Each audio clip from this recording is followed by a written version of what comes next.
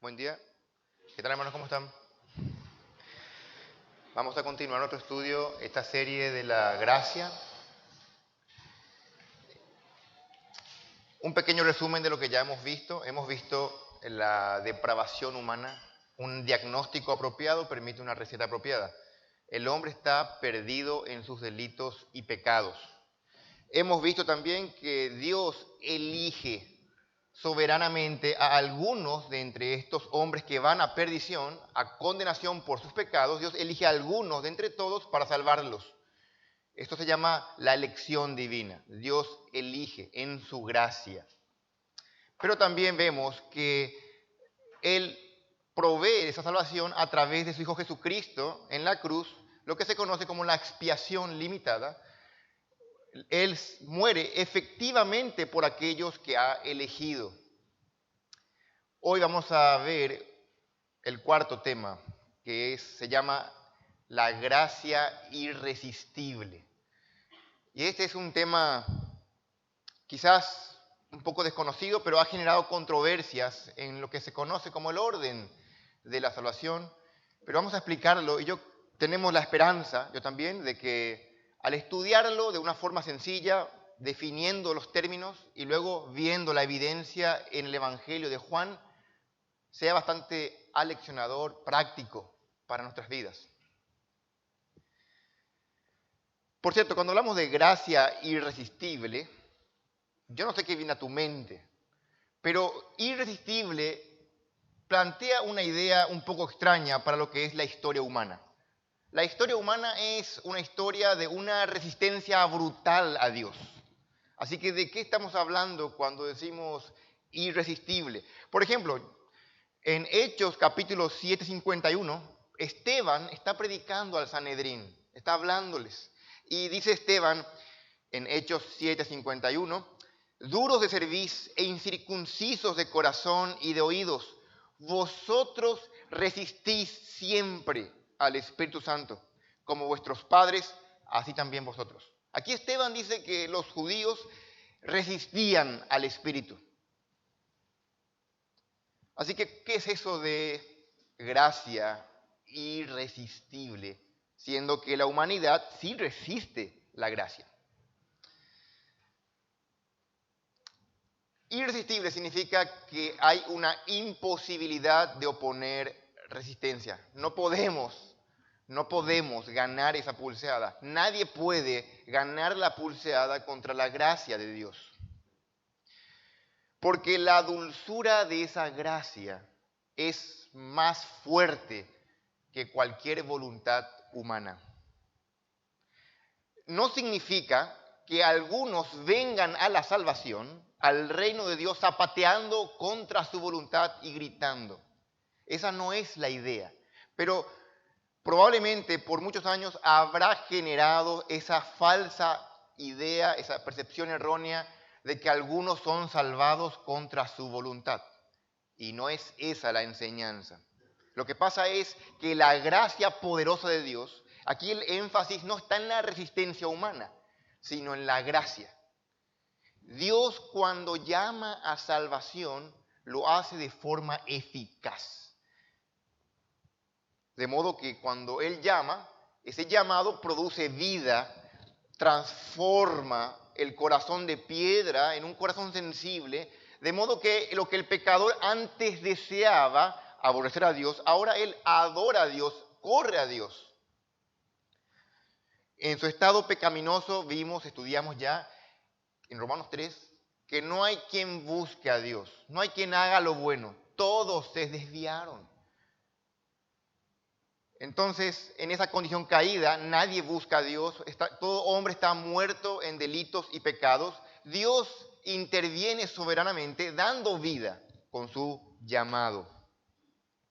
Así que para estudiar este tema tan interesante, voy a plantear al inicio mismo ahora una cuestión conceptual. Vamos a definir brevemente, vamos a poner la problemática y luego vamos a mostrar en la Biblia, que está por todos lados. Una vez hecho eso, vamos a ver la evidencia en el Evangelio de Juan. ¿Está bien? Vamos a verlo de forma sencilla, práctica, con una conclusión. Vamos a poner el problema aquí. Hay un problema con referencia a, ¿es acaso primero la regeneración antes que la fe? Cuando hablamos de llamamiento, o mejor dicho, de la gracia irresistible, salta al tapete este tema. ¿Qué es primero, la fe o la regeneración o el nuevo nacimiento? Cuando hablamos de que una cosa precede a la otra, estamos hablando en términos de tiempo, que algo viene antes, en primer lugar, luego en segundo, tercero. Esto se llama en la teología prioridad temporal. Una cosa sucede primero y luego la otra sucede más tarde o viene tras de ella. Pero aquí hay un matiz. Yo les pido que se concentren, si quieren tomar notas, muy bien. Hay un matiz importante en este tema teológico. Se llama prioridad lógica. Nosotros, por ejemplo, para ser claros, creemos de una forma muy sencilla, y nadie tiene objeción en esto, de que la justificación es solo por la fe. Justificados, pues, por la fe, tenemos paz para con Dios. Nadie objeta eso. Pero no decimos que la fe es por la justificación.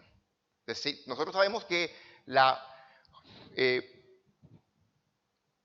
justificación es por la fe y no al revés. En ese sentido estamos hablando de que hay una prioridad, hay una relación, una cosa precede a la otra, aunque en términos reales ambas cosas suceden en simultáneo. En el momento en que un pecador confiesa a Jesucristo como su Señor y Salvador, en ese instante él es justificado, declarado justo, es salvado. ¿Qué es lo que queremos decir entonces nosotros cuando decimos que la justificación precede la fe y no la fe a la justificación? Lo que queremos decir es que hay una condición previa a ser justificado. Nadie puede ser justificado sin fe. Cuando entonces decimos nosotros que la regeneración precede a la fe, ¿qué es la condición previa? Escuchen, la regeneración, el nuevo nacimiento precede a la fe que este pecador va a manifestar. Lo que queremos decir es que antes de que un pecador venga a Cristo, este pecador necesita una obra soberana de parte de Dios. Dios tiene que hacer algo en este pecador para que este pecador ejerza fe. Nadie viene a Cristo sin que Dios lo llame primero. Eso es lo que aprendimos, Juan 6:44. Ninguno puede venir a mí. Vean, ese ninguno habla de todos. Ninguno habla de todo ser caído, todo pecador. Ninguno puede. Ese puede habla de la depravación total, la incapacidad o la inhabilidad total. Ninguno puede venir a mí si el Padre que me envió, dice Cristo, no le trajere. Está completo este versículo. Esto se llama en la Biblia la gracia irresistible. Y no está hablando aquí de que Dios se le va a persuadir, vení por favor. Aquí la idea es obligar. Se usa la misma idea en el párrafo entre Pablo y Silas cuando están siendo llevados a la cárcel. No es que el carcelero les pide, les persuade que entren a la celda. Él les obliga, les arrastra a la celda. Esa es la idea del término le trajere. Y como dijimos, no es que sencillamente Dios viola nuestra voluntad. Lo que pasa es que nuestra voluntad caída, corrompida y dañada por el pecado, detesta a Dios. Dios tiene que obrar en nuestros corazones duros de piedra para que podamos amar a Dios. Y es esa obra soberana de dar vida a un muerto espiritual la que se conoce en la Biblia como gracia irresistible. Muchos teólogos y muchos contemporáneos, buenos predicadores, prefieren llamar a este término gracia irresistible como llamado eficaz. También me gusta mucho este término, llamado eficaz, porque cuando Dios llama, suceden las cosas. Es impensable que Dios llame y nadie responda. Podemos pensar de algunos padres que no saben educar a sus hijos, que dan órdenes a sus hijos y estos no respondan. Qué triste, ¿verdad? Pero pensar de Dios, que Dios hable y que no suceda nada, esto es impensable. Dios tiene un llamamiento eficaz. Él se paró frente a la tumba y dijo, Lázaro, ven fuera. Y el que estaba muerto saltó a vida. Ese es el llamado eficaz. Dios habla y las cosas suceden. Aún las cosas muertas tienen vida. Dios llamó algún día a tu corazón y es por eso que muchos de ustedes están aquí. Estamos aquí por el llamado eficaz de Dios. Ahora, esta frase, llamado, está en toda la Biblia. Y lo que quiero demostrarles es sencillamente con una secuencia de versículos. No sé si van a poder seguirme. Si quieren, pueden seguirme en algunos o tomar nota. Voy a leerles varios versículos de la Biblia para mostrarles que es algo que está repleta la Escritura acerca del llamado eficaz. El primero de todos, pueden leer conmigo, Romanos 8. Esta es la cadena irrompible. Romanos 8, 28 al 30.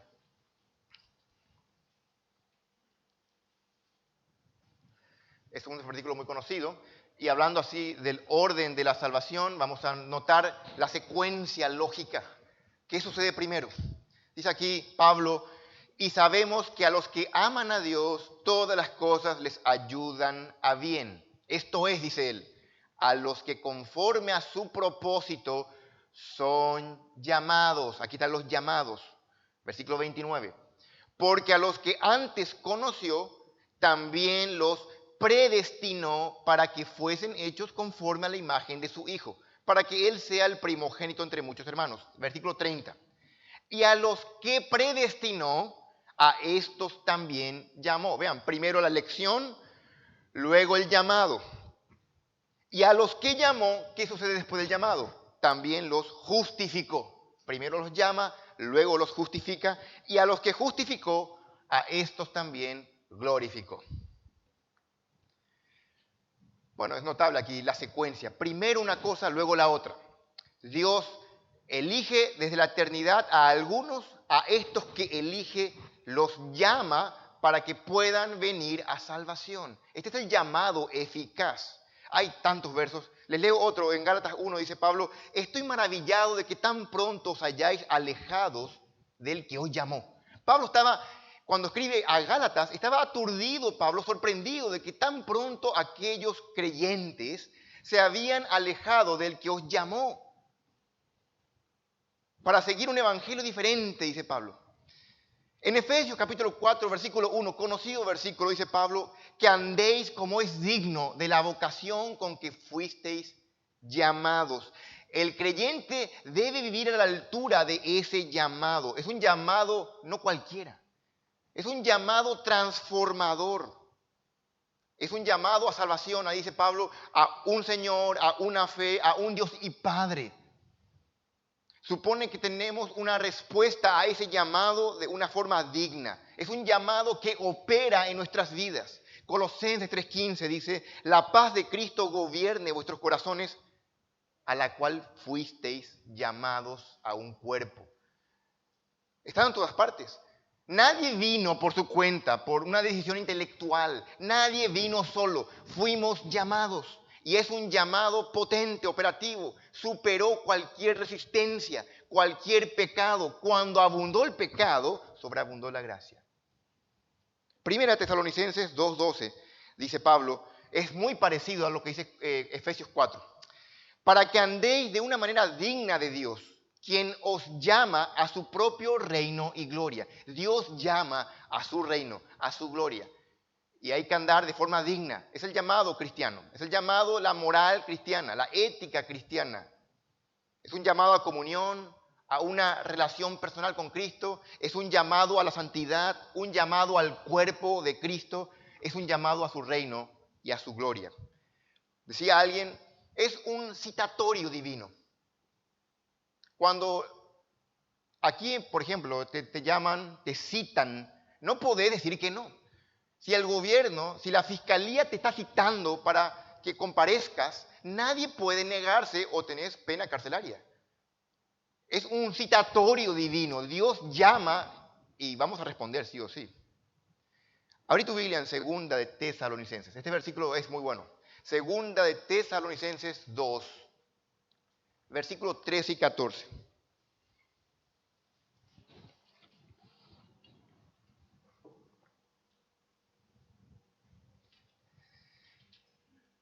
Pero nosotros debemos dar siempre gracias a Dios respecto de vosotros. 2, 3 y 14. Hermanos amados por el Señor, de que Dios os haya escogido, notan aquí, Dios os haya escogido desde el principio para salvación, mediante la santificación por el Espíritu y la fe en la verdad, a la cual os llamó, ¿cómo? Mediante nuestro Evangelio. Aquí habla en este versículo de los dos llamados, el llamado interno y el llamado externo. La predicación del Evangelio se conoce como el llamado externo. El llamado interno es el llamado eficaz. Nosotros podemos ir a un cementerio y hablar y no va a pasar nada. Pero Cristo viene y Él dice, Lázaro, ven fuera, y Lázaro sale fuera. Ese es el llamado eficaz. Cristo, cuando Dios habla el llamado interno, el Espíritu aplica dando vida a los corazones y suceden las cosas. Eso es el llamado eficaz. El llamado externo es el que hacemos nosotros, vos y yo, al predicar el Evangelio. Como dice aquí Pablo. Pero Dios se vale de ese medio. Agradó a Dios salvar al mundo por la locura de la predicación. Pablo dice que él predicaba el Evangelio. Para los judíos, tropezadero. Para los griegos, locura. Mas para los llamados, dice, es poder de Dios. Los llamados reciben el Evangelio y para ellos es poder de Dios. ¿Por qué fueron llamados? Según el versículo 14, porque fueron elegidos. ¿Fueron elegidos para qué? Para creer la verdad. ¿A través de qué? A través de la predicación del Evangelio. La elección llevó a un llamado y ese llamado los llevó a la salvación, a la justificación, santificación y terminarán en el cielo con la glorificación. Estoy yendo rápido, pero necesito acelerar porque tenemos muchos versos. Primera Timoteo 1:9. No puse si es primera o segunda. A ver, vamos a darnos cuenta.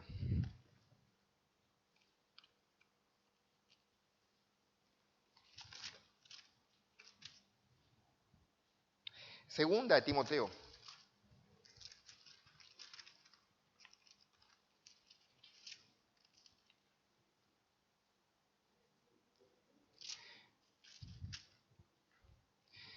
Segunda Timoteo 1:9 dice así: quien nos salvó y llamó con llamamiento santo, no conforme a nuestras obras. Noten esto, el llamamiento eficaz no está basado en méritos personales, sino según el propósito suyo y la gracia que nos fue dada en Cristo Jesús antes de los tiempos de los siglos. Dios nos llamó con llamamiento santo. Estas es dos formas de decir lo mismo. Y no hizo este llamamiento basándose en nada más que su sola gracia. No había nada en esos muertos que valía la pena. Lo único que valía la pena es la gracia. Y la gracia operó dando vida. Esto encontramos en toda la Biblia. Este llamado es eficaz, basado en la gracia, no en el hombre. Dios es quien llama. Primera de Pedro 2:9. Ustedes conocen este versículo. Primera de Pedro 2:9 dice: mas vosotros sois linaje escogido, real sacerdocio, nación santa, pueblo adquirido por Dios, para que anunciéis las virtudes de aquel que os llamó de las tinieblas a su luz admirable. Dios nos llamó de las tinieblas a la luz. Dios no esperó que vos salgas de las tinieblas para llamarte. Él te llamó cuando vos estabas en tinieblas. Como dice Pablo, Él nos dio vida ¿cuándo? Cuando estabais muertos en delitos y pecados. Dios nos llamó de las tinieblas a su luz. Eso es el llamado eficaz. Primera de Pedro 5:10. Es un buen versículo. Dice: mas el Dios de toda gracia que nos llamó, ¿a dónde? A su gloria eterna, después de que hayáis padecido un poco. Es notable que en toda la Escritura, hablando para animarnos, para traer consuelo, para exhortarnos, utiliza esta verdad del llamado, haciendo mención de esa gracia poderosa que obró inicialmente. Y hermanos, en nuestra santificación debería seguir obrando. Dios operando esta transformación de gloria en gloria. Segunda de Pedro 1:3. Abrí conmigo este versículo. Segunda de Pedro 1:3.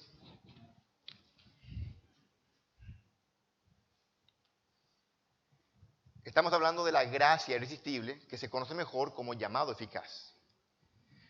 Dice Pedro, segunda de Pedro 1:3, como todas las cosas que pertenecen a la vida y a la piedad nos han sido dadas por su divino poder mediante el conocimiento de aquel que nos llamó, no por nuestras obras, sino por su gloria y excelencia.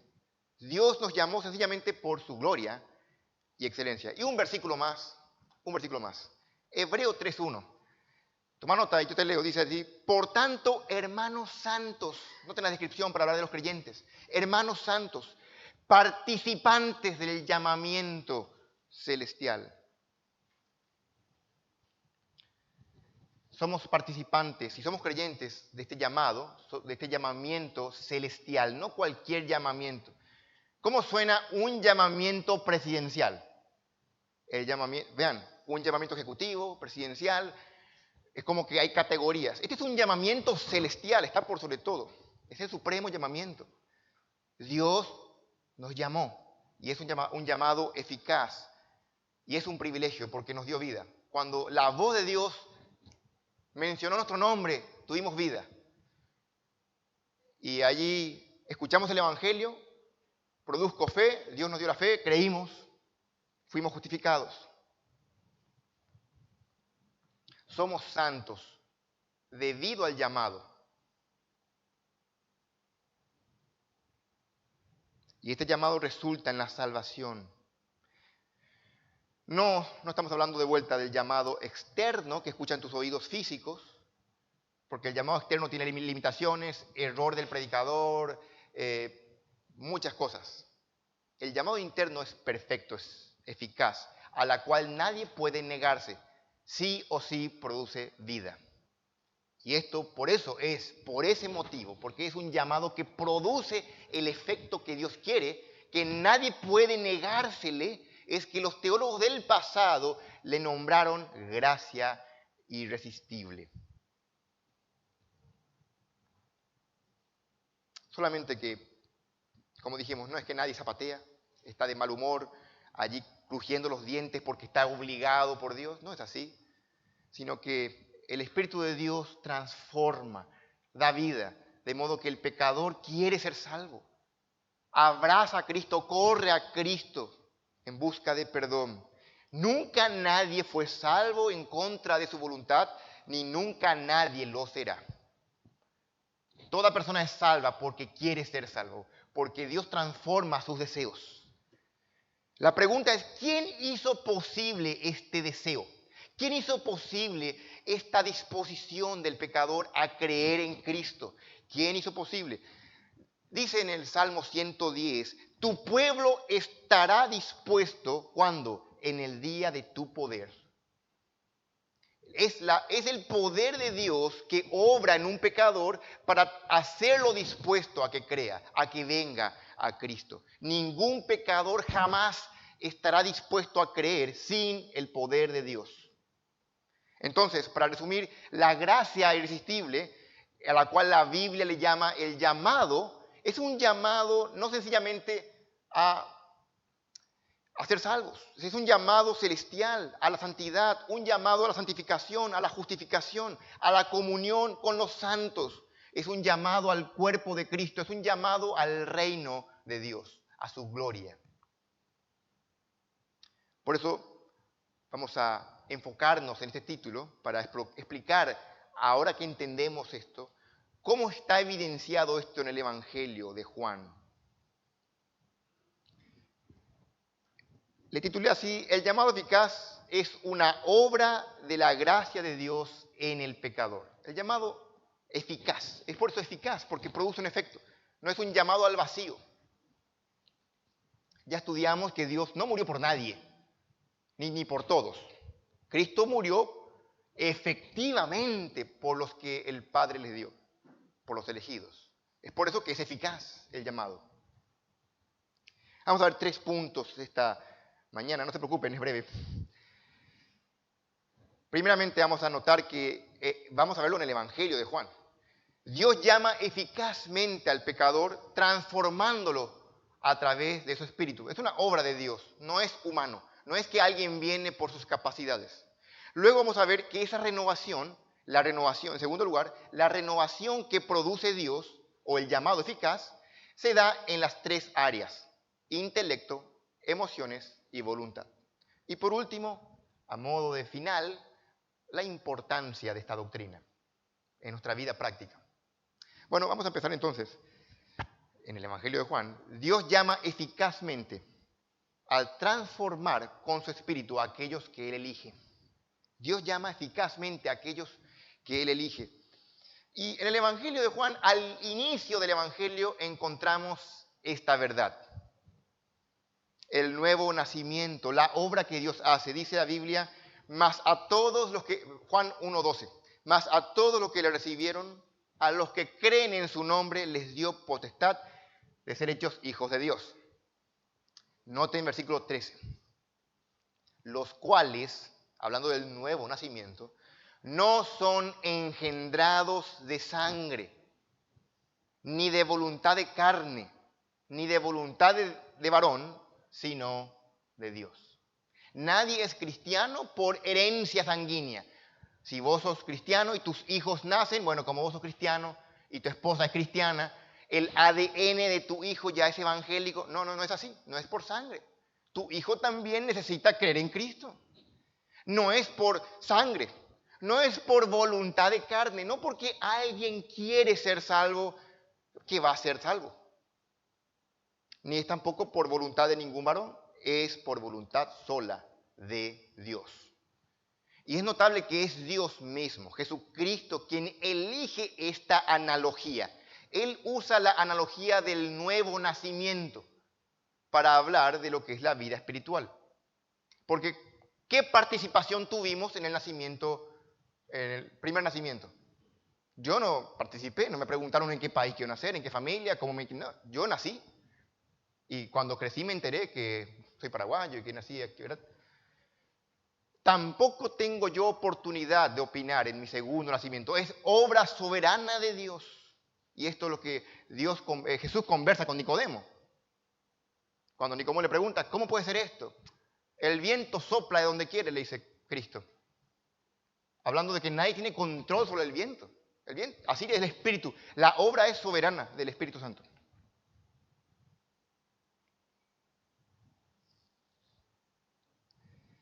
Así que la habilidad que un pecador tenga de creer en Cristo y recibir a Cristo es una obra de Dios. Dios tiene que obrar. Dijimos que el llamado eficaz es que Dios llama para que un pecador venga y viene el pecador.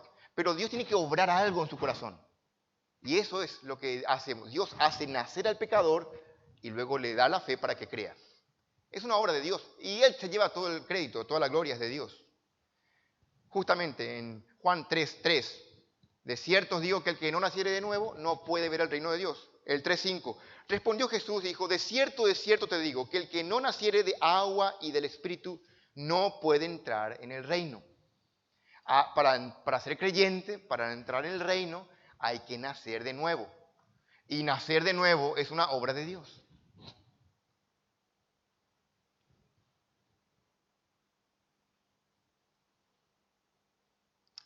Versículo 6. Lo que es nacido de la carne, carne es. Y lo que es nacido del Espíritu, Espíritu es.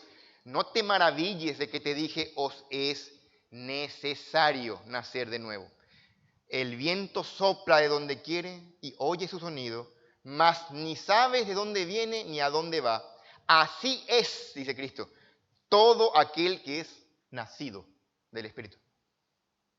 Esto es obra soberana de Dios. No tenemos control, no tenemos opinión, no tenemos capacidad. Estamos muertos en delitos y pecados. Dios elige soberanamente y en su gracia derrama vida en algunos para salvación, llamándolos eficazmente. Esto destruye el orgullo humano. Nosotros creíamos que vinimos a Cristo por nuestra capacidad. Escuchamos el Evangelio, evaluamos y bueno, voy a creer, voy a poner mi voto de confianza en Cristo. No es así.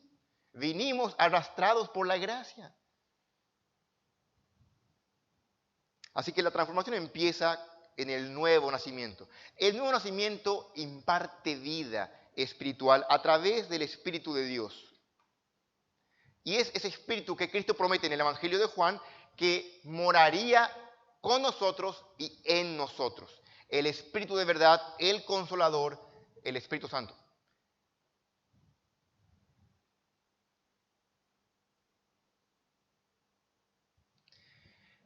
Esta vida que comparte con nosotros el Espíritu no es cualquier vida, es la vida de Dios, es la vida eterna.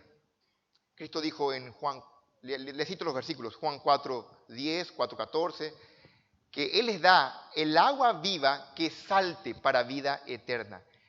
También dijo en Juan 5:21, el Hijo a los que quiere da vida. Noten esa soberanía. Al que quiere da vida.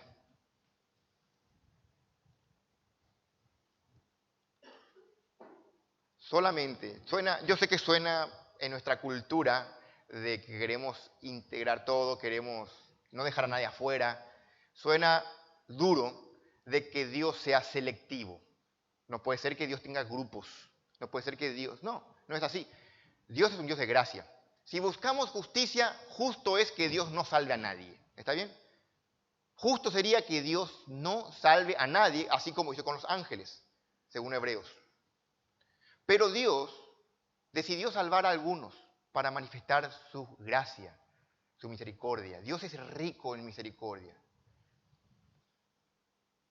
Y Él muere y llama por un grupo, sus ovejas, sus elegidos. Y éstas conocen su voz, le siguen. Y a ellos les da vida eterna. Juan 12:32, vamos a mirar un poco. Cristo aquí habla de esa atracción irresistible que va a producir en sus ovejas. Dice Juan 12:32, y yo, dice Cristo, si fuere levantado de la tierra, a todos atraeré a mí mismo. Bueno, ese todos, recuerden que Juan utiliza mundo, todos, de una forma especial. Aquí la atención que quiero focalizar es en el término atraer. Jesús va a atraer a sí mismo. O sea, va a captar su atención, de modo que sus afectos, su voluntad va a cambiar y van a seguirles. ¿A qué se refiere? No vamos a entrar aquí en mucha profundidad, solamente vamos a usar el contexto. El contexto es rey, para darle sentido a los términos. ¿A qué se refiere todos? Aquí dice que Dios va a traer a todos. Bueno, ¿a qué se refiere todos? En el contexto, vean, el 12:24. ¿Qué está hablando aquí Juan 12:24?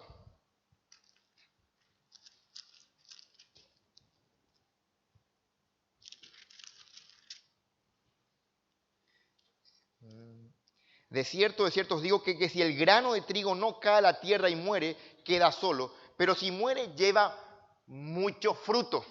Ese mucho fruto se refiere a todos. Al fruto.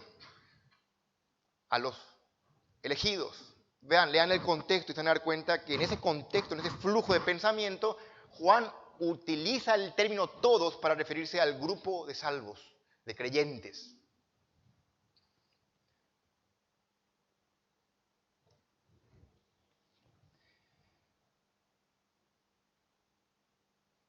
Ahora Jesús va a hablar de la eficacia de este llamado de una forma muy clara y muy reiterativa. Ustedes ya conocen varios versículos porque venimos usando domingo a domingo muchos del versículo de Juan.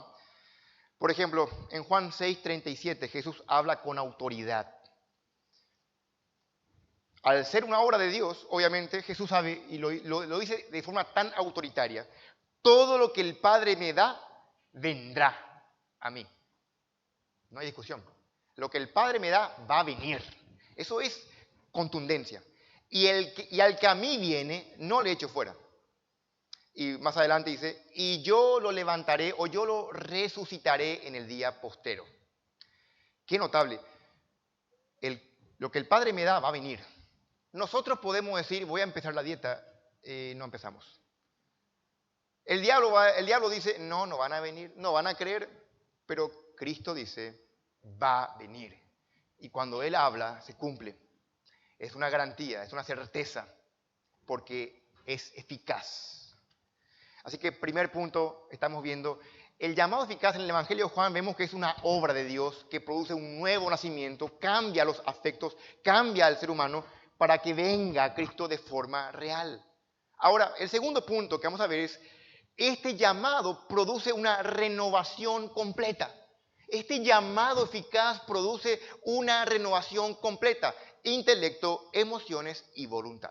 Vamos a mirar primero entonces que la renovación que produce el llamado eficaz es completa. Primero vamos a mirar el intelecto. Varios aspectos de la vida del ser humano. El intelecto es nuestra capacidad cognitiva, nuestro conocimiento, nuestra inteligencia. Y el llamado transforma. ¿Cómo estábamos antes de Cristo? Muertos en delitos y pecados. Nuestro entendimiento entenebrecido. Estábamos ciegos, sordos, ignorantes de la vida de Dios, dice la Biblia. Así que podemos ver descripciones cómo éramos. Éramos ciegos, sordos, no escuchábamos la voz de Dios y éramos ignorantes de Dios.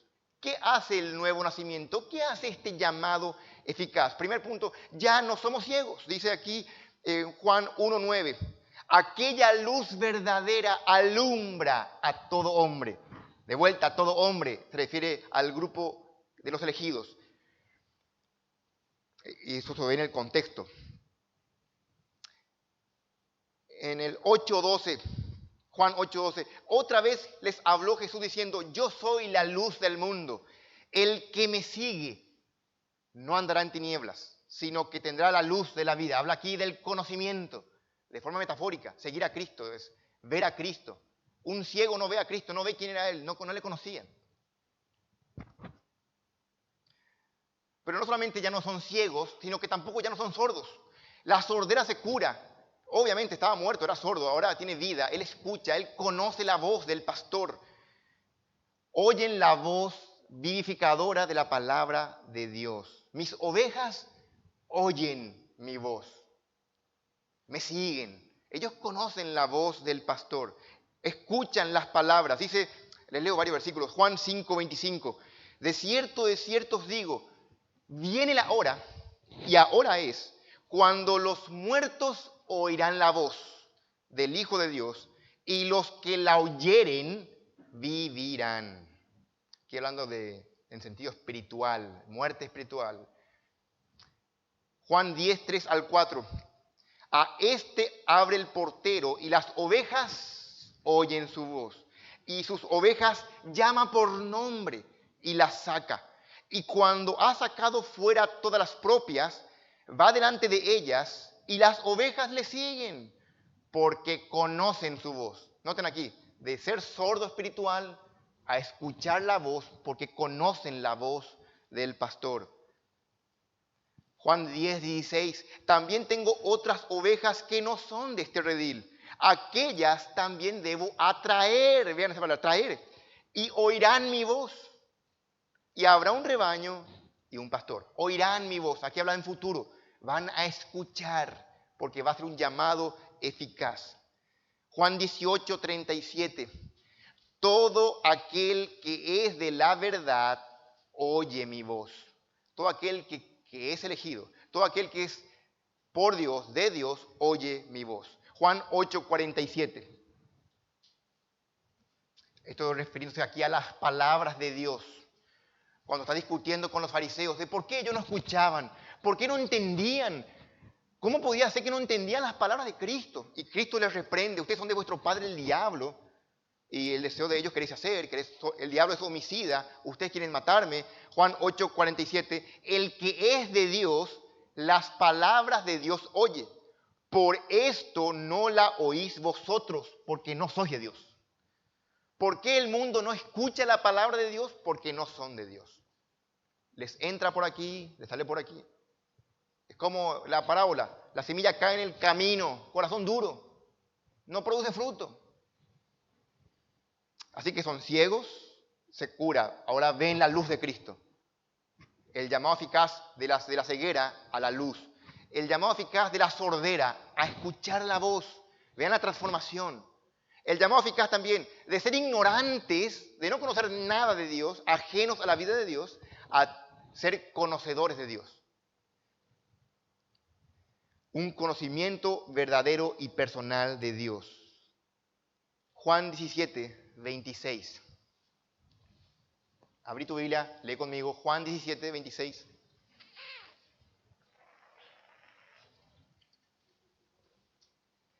Jesús está orando. Padre justo, el mundo no te ha conocido, pero yo te he conocido. Y vean lo que dice aquí, hablando del grupo de discípulos. Y estos te han conocido que tú me enviaste. Y les he dado a conocer tu nombre y lo daré a conocer aún para que el amor con que me has amado esté en ellos y yo en ellos. El mundo no te conoce, pero estos sí. Vean. Primero Juan el Bautista no conocía a Cristo. Hablando en el capítulo 1 dice, yo no sabía quién era, dice, pero luego sí. He aquí el Cordero de Dios que quita el pecado. Juan dice, yo no le conocía. Pero luego le presenta como el Cordero de Dios que quita el pecado. ¿Por qué? ¿Qué pasó? Una obra de Dios. Dios obra. Es un llamado eficaz. Dios quita las vendas. El Dios de este siglo cegó el entendimiento de los incrédulos para que no le resplandezca la luz del Evangelio. Es Dios quien resplandeció en los corazones, no la brillantez humana. Dios hizo una obra. Esa obra se llama llamado eficaz. Juan 4:10. Respondió Jesús y le dijo, si conocieras el don de Dios y quién es el que te dice, dame de beber, tú le pedirías. La mujer ahí está, ni idea tenía la mujer que estaba hablando con el creador del universo. Ni idea tenía. ¿Se acuerdan cuando Jesús conversa con la mujer samaritana? Jesús le dice, si vos sabes, si tan solamente tú supieras. Juan 4, 25 y 26. Cristo le demuestra su identidad. Le dijo a la mujer, sé que ha de venir el Mesías, llamado el Cristo. Cuando Él venga, nos declarará todas las cosas. Versículo 26. Jesús le dijo, yo soy el que habla contigo. Yo soy ese Mesías. Ahí Jesús se le da a conocer. Juan 6, 68. Estamos viendo evidencia en el Evangelio de Juan de este llamado eficaz.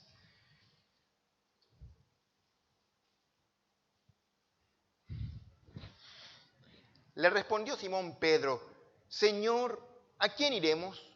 Tú tienes palabras de vida eterna. ¿Cómo supo esto Pedro? Pedro tenía un conocimiento salvador de Cristo por la obra de Dios. En el Evangelio de Mateo, cuando Jesús pregunta, ¿qué dice la gente que soy yo? ¿Quién dice la gente que soy yo? Algunos Elías, otros el profeta. ¿Y vosotros qué pensáis? Y Pedro le dice, tú eres el Cristo, el Hijo del Dios viviente. Cristo le responde, bienaventurado Pedro, hijo de Jonás, porque no te lo reveló sangre ni carne, sino mi Padre. Este conocimiento viene de parte de Dios, como una obra soberana de Dios. Ese despertar de muerte a vida ocurrió por el milagro divino. ¿Y qué es esto de conocer a Dios?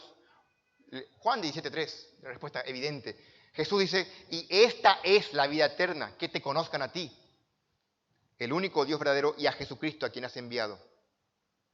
Así que ya no somos ignorantes, ya no somos ciegos, sordos, ignorantes. El llamado nos curó la ceguera, la sordera y esta ignorancia. Ahora conocemos, y este conocimiento es la vida eterna. Conocemos a Cristo de forma personal, íntima.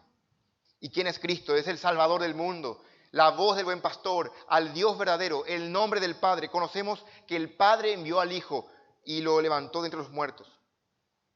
Este conocimiento es vital para la vida eterna.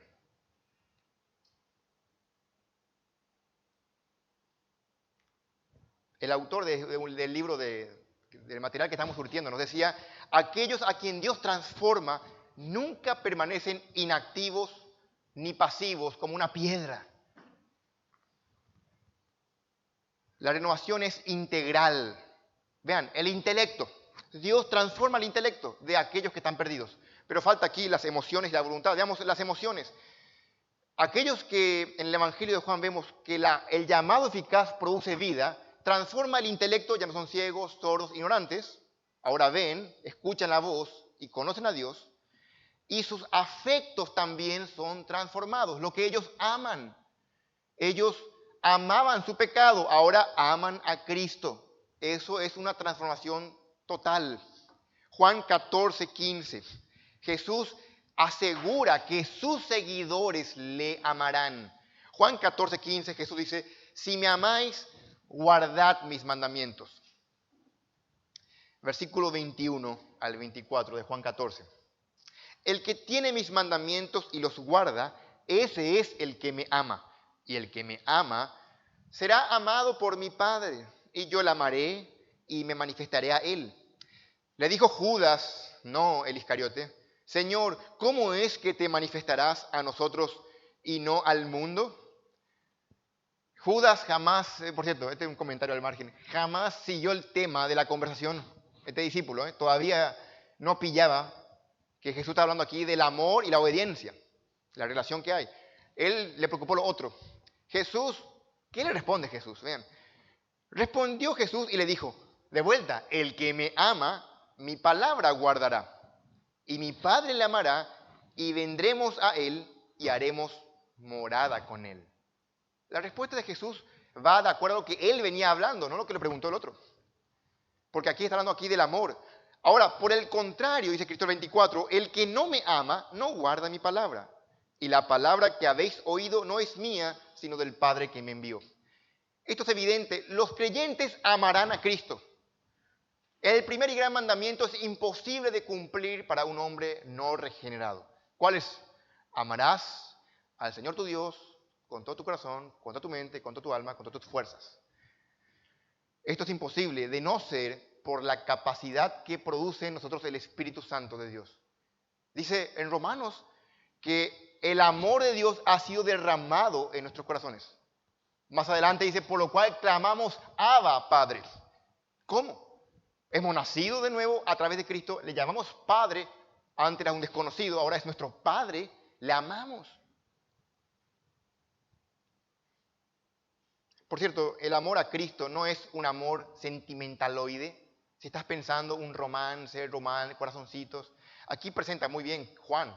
El amor a Cristo es un compromiso en guardar sus mandamientos. Son acciones concretas de obediencia. Ese es el amor a Cristo, por cierto. Pero no solamente que van a amar a Cristo, podemos encontrar también en el Evangelio de Juan la advertencia de que serán odiados por el mundo a raíz de ese amor. Todo aquel que siga a Cristo, el mundo va a perseguirle. Pero también van a amar a Cristo y van a amar a los que Cristo ama. Van a amar al pueblo de Dios. Los afectos del hombre renovado van a encauzarse a los seguidores de Cristo. Van a amarse unos a otros. Juan 13, ahí, una hoja antes. Juan 13, 34. Un mandamiento nuevo os doy, que os améis unos a otros, como yo os he amado, que también os améis unos a otros. En esto conocerán todos que sois mis discípulos, si tuviereis amor los unos con los otros. Vean esto.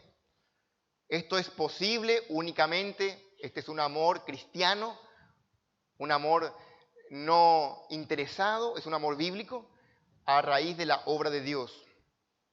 Juan 15, Jesús reitera este mandamiento. Juan 15, 12. Este es mi mandamiento. ¿Cuál? Que os améis unos a otros. ¿Cómo? Como yo os he amado. Jesús dice allí, nadie tiene mayor amor que este, que uno ponga su vida por sus amigos. Versículo 17. Termina esta sección diciendo Cristo, esto os mando, que os améis unos a otros. Esta es la norma del pueblo de Dios, se va a amar unos a otros. Aman a Dios, aman al pueblo de Dios. ¡Qué transformación! El mundo es egoísta, se ama a sí mismo. El creyente ama a los otros, más que a uno mismo. No mirando cada uno por los suyos, sino por los otros. Esa es la norma cristiana. Ama a Dios, ama al pueblo de Dios. Hay una transformación que produce el llamamiento eficaz. Vimos el llamamiento eficaz produce una renovación en el intelecto, en las emociones y también en la voluntad. Vamos a mirar cómo es que la voluntad del hombre renovado es cambiado. Esta disposición nueva de hacer las cosas, de cumplir la voluntad de Dios. Juan 7, 17. Ahora el hombre está dispuesto a obedecer a Dios, a hacer la voluntad de Dios.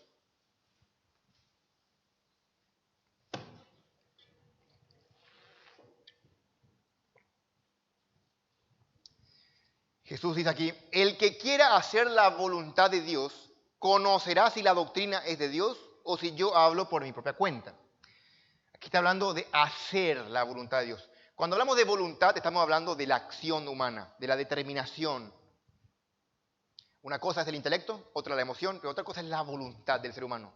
Y esta voluntad fue dañada por el pecado, de modo que nadie quiere venir a Cristo. Nadie quiere hacer la voluntad de Cristo, de Dios. Cada uno quiere hacer su propia voluntad. Como dicen las películas, cada uno es, ¿cómo es? Capitán de su destino. Él tiene el timón de su vida. Es romántico, poético, pero nada que ver. Es esclavo del pecado y punto. Hasta que Cristo le liberta. Y cuando le libera del yugo del pecado, por primera vez el hombre obtiene la libertad verdadera de obedecer a Cristo. Así que el anhelo, el deseo interno del hombre, la voluntad del hombre es ahora permanecer en las palabras de Cristo. En Juan 8:31 dice, si vosotros permaneciereis en mis palabras, seréis verdaderamente mis discípulos. Un discípulo es aquel que permanece en la palabra. Vean, un creyente se caracteriza porque permanece en las Escrituras. Eso habla de su voluntad está arraigada, ligada a la voluntad de Dios. ¿Cuáles son las actividades? Lo que un pecador recibe y lo que recibe un regenerado. Un hombre transformado por la gracia de Dios recibe el Evangelio, recibe al Hijo de Dios, Juan 1:12, más a todo lo que le recibieron. Recibe los favores de Dios, Juan 1:16, que recibimos de la gracia de Dios, gracia sobre gracia. Juan 17:8 recibe las palabras de Dios. Un hombre regenerado, en su voluntad, cree ahora, está habilitado en creer en el nombre de Cristo, en creer en aquel que envió a Cristo, en la gloria de Cristo, en la palabra de Cristo, la palabra del Padre. Aquí tenemos versículos, no hay muchos que podemos ver en el Evangelio de Juan, pero quiero que vayan entendiendo que esa determinación de la voluntad del hombre de ir, de recibir, de hacer, de creer, fueron cambiadas, renovadas por este llamamiento. De modo que ahora él puede venir, acudir a Cristo. Antes no podía. Eso vimos en Juan 6:37. El que a mí viene. Claro, porque es enviado por el Padre, es atraído por el Padre. El hombre renovado en su voluntad ahora es discípulo. Esto significa seguidor, alguien que sigue a Cristo. Eso es voluntad. Su voluntad ahora es ir en pos, no de sus pecados, no de sus caprichos, ir en pos de Cristo. Y esto en la Biblia, cuando habla aquí de ser discípulo o seguidor, habla de una actividad tenaz. Hay demasiados versos para ver. Juan 10:27, Juan 3:34 mencionan este hecho. Pero vamos a mirar ahora también que el hombre renovado en su voluntad es un hacedor, pone en práctica la verdad. Ahí mira Juan 3:21. Juan 3:21.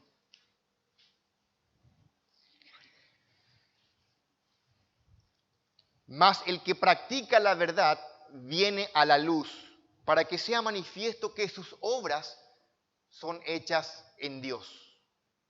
Vean, el que practica la verdad, ¿cómo es esto posible? Únicamente después de ser salvo, después de recibir la gracia de Dios en tu corazón, después de ser transformado, de ver la luz, conocer a Dios, puede hacer lo que Dios quiere, lo que le agrada.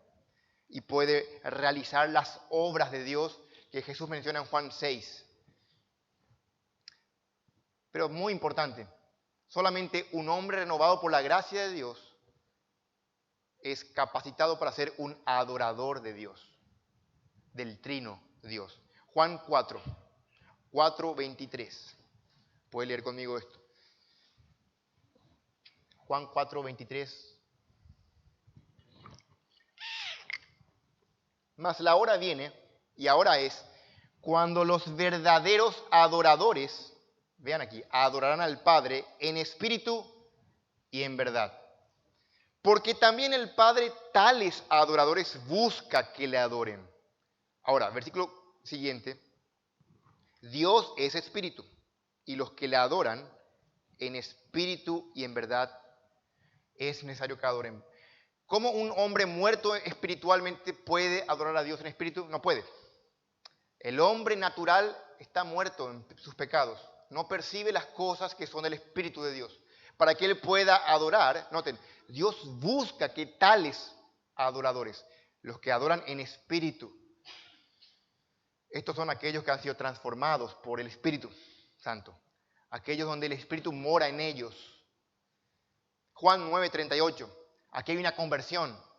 Alguien entiende, ve la identidad de Cristo. Sus vendas son quitadas. Ve a Cristo, oye a Cristo y luego adora a Cristo. Juan 9:38, este hombre dice, creo, Señor, y le adoró. Un pecador ahí ha visto a Cristo, conocido a Cristo y termina postrándose, adorando a Cristo. ¡Qué imagen! Aquí vemos todas las facultades del hombre renovado para demostrar nuestra absoluta, escuchen, nuestra total dependencia de la gracia de Dios. Pero sin embargo, vivida por nosotros. Somos nosotros quienes vivimos, pero dependiendo de esta maravillosa, sublime gracia. Hemos visto hasta ahora entonces que Dios llama eficazmente al transformarnos con su Espíritu, a aquellos que ha elegido. Aquí es el nuevo nacimiento. Dios produce un nuevo nacimiento para que podamos reaccionar. Luego, en segundo lugar, vimos que esa renovación que Dios produce, ese llamado eficaz, produce un cambio íntegro, completo en nosotros, en el sentido intelectual, emocional y volitivo. Pero ahora vamos a ver, por último, ¿cuál es la importancia de esta doctrina para nuestras vidas? Porque es un buen conocimiento adquirir esto. Qué interesante, es bueno clarificar dudas. Pero esta verdad, hermanos, esto es para alentarnos. Debería producir en nosotros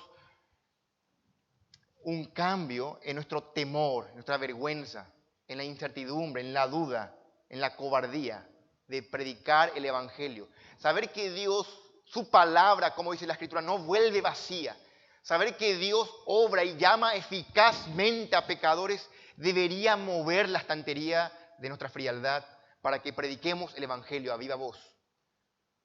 Es un llamado a que nosotros, el llamado interno, garantiza que nosotros prediquemos externamente.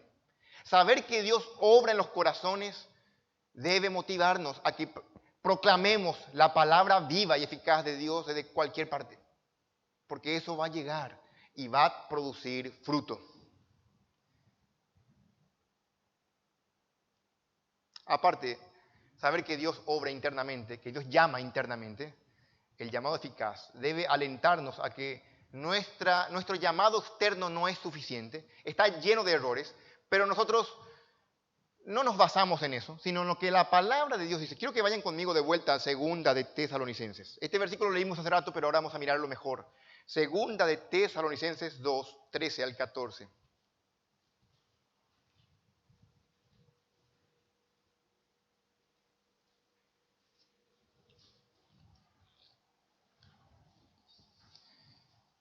Pero nosotros debemos dar gracias siempre a Dios respecto a vosotros, hermanos amados por el Señor, de que Dios os haya escogido desde el principio para salvación, mediante la santificación por el Espíritu y la fe en la verdad, a lo cual os llamó mediante nuestro Evangelio. Llamo la atención a eso.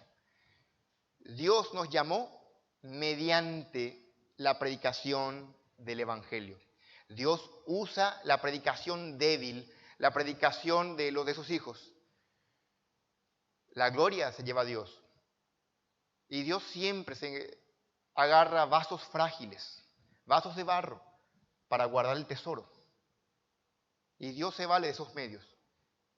Es notable cómo Dios obra. Agarró a la nación más débil para hacer notorio su poder, Israel. Eligió lo vil y lo menospreciado del mundo, nosotros. Primero que todo, esto nos humilla.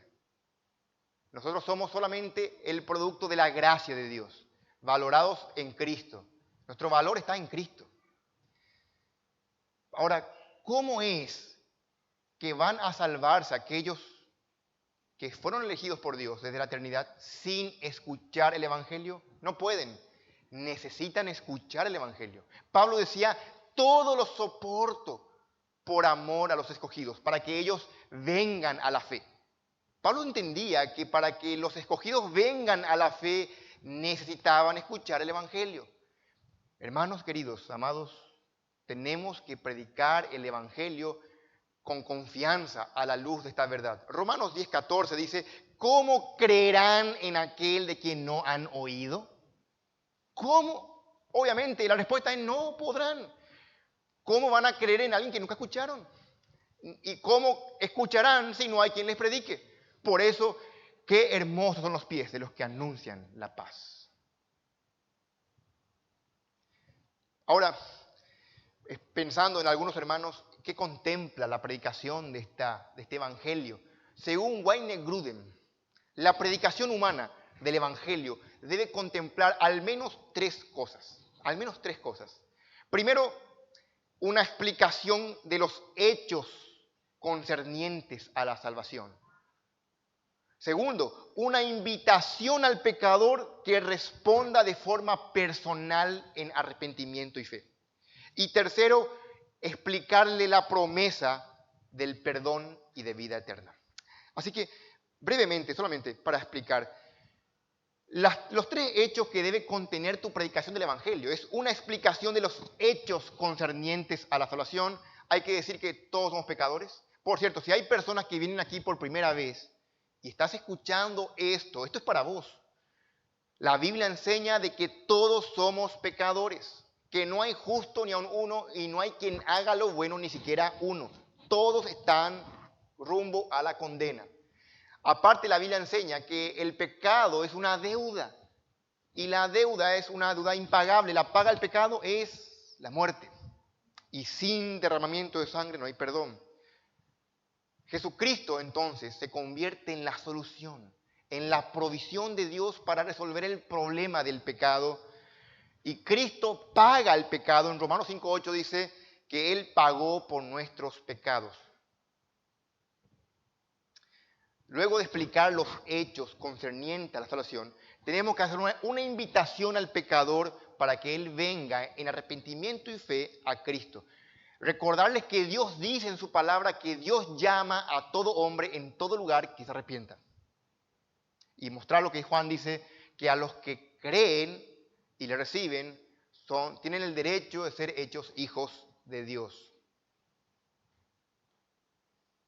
Ahora, ¿qué es lo que se le promete cuando vienen a Cristo?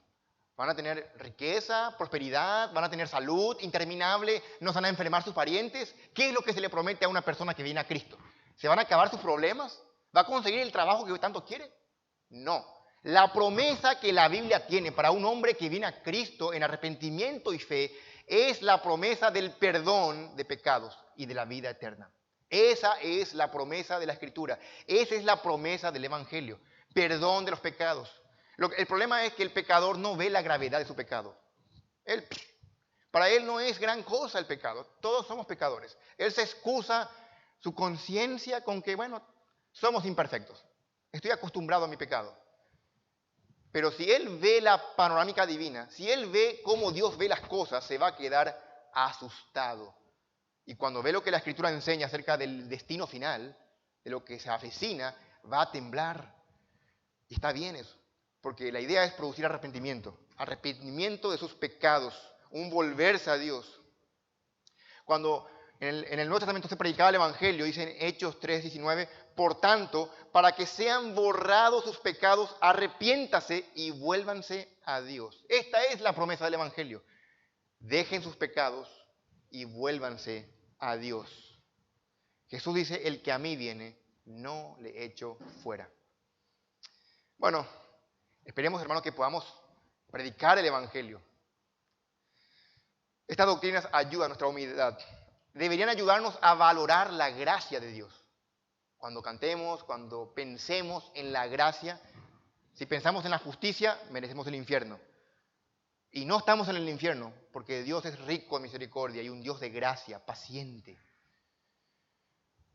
Y por culpa de que nosotros somos deficientes, nuestro llamado, nuestra predicación es imperfecta y no tiene ningún poder, Dios nos asegura los resultados con el llamado interno, la gracia irresistible, que va a producir el efecto que debe producir, vida en muertos.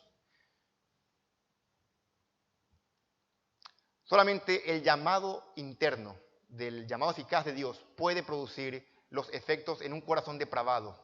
Los efectos de la caída están en cada ser humano, pero la gracia de Dios es más poderosa. 1 Corintios 1:28 dice, mas por Él, por Cristo, estáis vosotros en Cristo Jesús. Me quedé pensando en ese versículo, mas por Él estáis vosotros en Cristo Jesús. Piensen conmigo, hermanos, yo estoy esta mañana aquí, por Él, no por mí, por su gracia.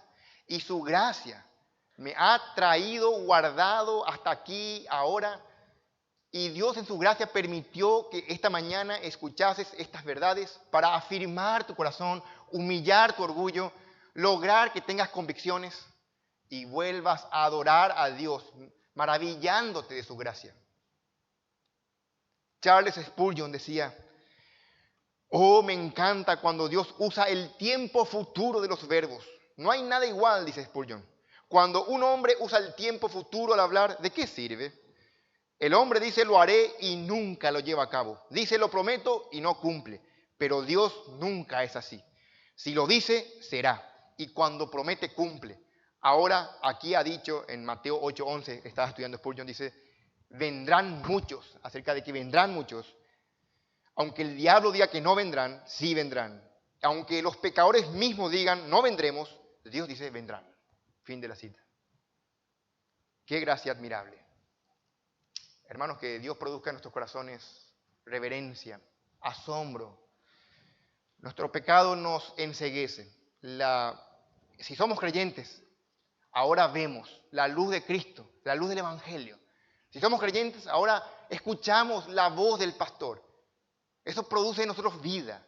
Oímos la voz, conocemos las Escrituras y conocemos a Dios, lo que es vida eterna. Amamos a Dios, nuestros afectos han sido transformados. Odiamos el pecado que antes amábamos. Y nuestra voluntad es ahora hacer la voluntad de Dios. Que Dios bendiga su palabra, hermanos, y seamos una iglesia con fruto. Que prediquemos el Evangelio, conociendo que Dios sigue llamando a perdidos para salvación. Padre, te agradecemos tanto, Señor, de que por tu gracia tú has elegido aquí en Limpio a mucho pueblo. Nosotros, Señor, en tus planes estábamos. Al ver las Escrituras y entender el diagnóstico que ellas dan de nosotros, nos desanima, pero tu gracia brilla en ese telón de fondo cuando la Escritura dice que cuando abundó el pecado, sobreabundó la gracia. Nosotros no merecíamos, Señor, estar aquí. Entendemos que no estamos aquí por nuestros medios ni por nuestras obras, estamos aquí por tu gracia y por tu misericordia. Y ahora, Señor, queremos ampararnos en esa gracia para vivir la vida que a ti te agrada, llevar fruto, Señor, y darte gloria. Y lo queremos hacer de todo corazón, Señor. Y te rogamos que si hay personas aquí que aún no te conocen, Señor, tú eres el Dios de gracia, tú puedes atraerles a ti si así lo quieres. Utiliza tu palabra para tu gloria y honra. En Cristo Jesús. Amén.